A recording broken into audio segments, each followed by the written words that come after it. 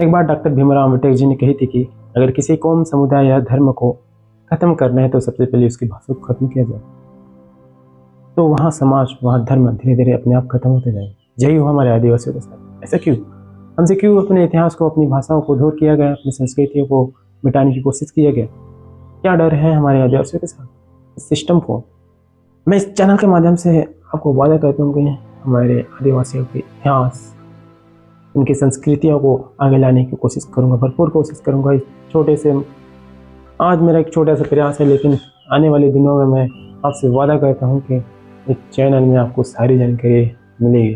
दोस्तों, आज मैं आपसे एक ऐसा सवाल पूछने वाला हूँ जिसका जवाब अगर आपने दे से दिया तो शायद इस वीडियो के बाद आप पहले जैसे नहीं रहेंगे। जरा सोचिए, अगर कल सुबह आप उठें और आपको पता चले कि आपकी ज़मीन जायदाद पर किसी दूसरे का नाम लिख दिया गया है, तो क्या आप उस पर अपना मालिकाना हक जता पाएंगे? शायद नहीं।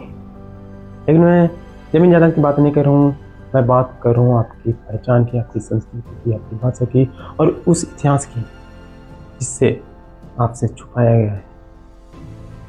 हाँ दोस्त, मैं बात कर रहा हूँ आदिवासी की। हम अपने पूर्वजों की संतान हैं, लेकिन हमने कभी अपने आप से रुक कर पूछा कि हमारी असली पहचान क्या है?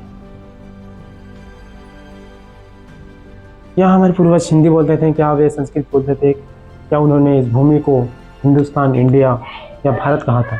अगर नहीं, तो सबसे पहले इस धरती को किस नाम से पुकारा होगा? दोस्तों, मैं करण पोया यूट्यूब चैनल पर आपका स्वागत करता हूँ। आज की वीडियो किसी धर्म, जाति, समुदाय के खिलाफ नहीं है। यहाँ वीडियो एक सिर्फ सवाल है। हम जिस देश में रहते हैं, इसे कोई भारत कहता है, कोई हिंदुस्तान कहता है, कोई इंडिया कहता है, कोई आर्यवत कहता है। लेकिन आपने कभी सोचा कि हमारे पूर्वज, हमारे मूल निवासियों ने सबसे पहले इस धरती को किस नाम से पुकारा होगा? जरा सोचिए, अगर किसी गांव का नाम बदल दिया जाए, अगर किसी नदी का नाम बदल दिया जाए, अगर किसी पहाड़ का नाम बदल दिया जाए, तो क्या सिर्फ नाम बदलता है, या फिर धीरे धीरे उस जगह का इतिहास, उस जगह की स्मृतियाँ, उस जगह की पहचान भी बदलने लगती है? हमारे समाज में बहुत से ऐसे बुजुर्ग हैं जिन्हें ऐसी कहानियाँ, ऐसे शब्द, ऐसे परंपराएं मालूम है जो किताबों में नहीं मिलते हैं। लेकिन दुख की बात यह है कि हम अपनी ही विरासत को भूलते जा रहे हैं। एक बार डॉक्टर भीमराव अम्बेडकर जी ने कही थी कि अगर किसी कौम, समुदाय या धर्म को खत्म करना है तो सबसे पहले उसकी भाषा को खत्म किया जाए। तो वहाँ समाज, वहाँ धर्म धीरे धीरे अपने आप खत्म होते जाएंगे। यही हुआ हमारे आदिवासियों के साथ। ऐसा क्यों? हमसे क्यों अपने इतिहास को, अपनी भाषाओं को दूर किया गया, अपनी संस्कृतियों को मिटाने की कोशिश किया गया? क्या डर है हमारे आदिवासियों के साथ इस सिस्टम को? मानो अगर मेरे घर में कोई सगा है, मैं उनसे कहूँ कि आपके कितने देव हैं, तो उन्होंने कहा कि मेरे 3-4 जो भी देव है। तो मैं उनसे कहा कि आपको टोटेम क्या है, तो उन्हें नहीं मालूम। आपको कुल देवी क्या है, उन्हें नहीं मालूम। अगर मैं हिंदी से कहूँ तो वो अपना सारा रामायण महाभारत के सारे चरित्र के नाम बताएगा। यही मुसलमान के साथ देखे, यही कृष्ण के साथ देखे। लेकिन मैं किसी धर्म के खिलाफ नहीं हूँ। मुझे सभी धर्मों से प्यार है, सभी धर्मों का मेरा प्रणाम है। जैसे हर समाज को अपनी संस्कृति, अपने समाज पर गर्व है, उसी प्रकार हमें भी अपनी संस्कृति पर गर्व करने की ज़रूरत है। आज हमें आगे बढ़ने की ज़रूरत है, इस बात पर ध्यान रखिए।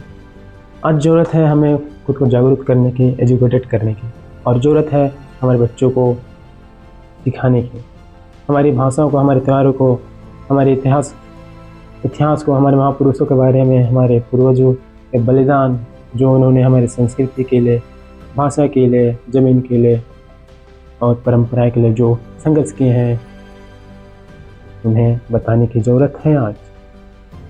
अगर आज हम जागृत नहीं होंगे तो कोई दूसरा आकर हम लोग के लिए नहीं करेगा। आप इस भूल में ना रहिए कि हम लोग के लिए कोई कर रहा है।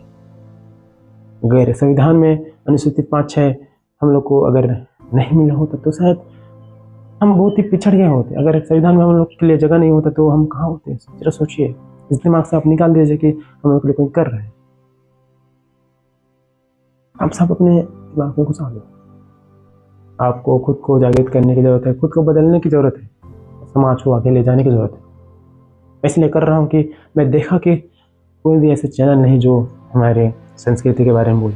कम से कम चैनल है यूट्यूब पे बोलते हैं हमारी संस्कृति के बारे में, हमारे आदिवासियों के बारे में, आदिवासी के आगे आते हैं। कोई भी रिपोर्टर, कोई भी न्यूज़ चैनल अभी क्यों नहीं आता? मैंने सोचा कभी, क्या डर है हमारे आदिवासियों से? क्या डर है? कोई हमें वनवासी कहता है, क्यों कहते हैं? हम आदिवासी हैं, हम गर्व से कहते हैं हम आदिवासी हैं। हमें अपनी संस्कृति पर गर्व है। हमें गर्व महसूस होना चाहिए। और मैं किसी धर्म के खिलाफ नहीं हूँ, किसी धर्म समुदाय के खिलाफ नहीं हूँ। मुझे सभी धर्मों से प्रेम है, सभी धर्मों को मेरा प्रणाम है, लेकिन मैं अपने संस्कृति, अपने धर्म से प्यार करता हूँ। मैं इस चैनल के माध्यम से आपको वादा करता हूँ कि हमारे आदिवासियों के इतिहास, उनकी संस्कृतियों को आगे लाने की कोशिश करूँगा, भरपूर कोशिश करूँगा। इस छोटे से आज मेरा एक छोटा सा प्रयास है, लेकिन आने वाले दिनों में मैं आपसे वादा करता हूँ कि इस चैनल में आपको सारी जानकारी मिलेगी। आप लोग को मेरा वीडियो, यहाँ छोटा सा वीडियो अगर अच्छा लगे तो लाइक शेयर कमेंट जरूर करना। आपका एक छोटा सा सपोर्ट मेरे लिए एक आत्मविश्वास बन सकता है। आप लोगों ने कभी सोचा कि एक छोटा सा बच्चे अगर कुछ बोले, आपने सुना, इसके लिए मेरा धन्यवाद है। लेकिन मैं अपने समाज के लिए लड़ना चाहता हूँ। मैं कोई लड़ाई नहीं चाहता, कोई नफरत नहीं चाहता, लेकिन मुझे अपने संस्कृति से, अपने समाज से मुझे प्यार है। मैं गर्व से कहता हूँ कि मैं आदिवासी हूँ। लेकिन हमें वनवासी क्यों कहा जाता है? आपने कभी सोचा? आप सोचिए, अपने इतिहास को जानने की कोशिश कीजिए। हम पिछड़ते जा रहे हैं, हम दूसरे धर्मों के भगवान को पूछते जा रहे हैं। ऐसा क्यों? हमें अपने पूर्वजों, अपने क्रांतिकारियों को याद करना चाहिए। हमारी प्रकृति को पूजना चाहिए। हमें इतिहास जानना चाहिए कि कोया पुण्यम क्या है, उपारलिंगो कौन है, तैतौर जंगो कौन है, कली कंकालिन कौन है, गौरव गौरी कौन है, या 33 बच्चों वाला सिलसिला क्या था। आज हमें जरूरत है अपनी भाषा को, अपनी संस्कृति को, अपने इतिहास को आने वाले पीढ़ियों तक पहुंचाने की। अगर आपको यहाँ वीडियो पसंद आए तो ज़्यादा से ज़्यादा तो शेयर कीजिए। जय सेवा, जय पूरा देव, जय जोहार, जय भीम।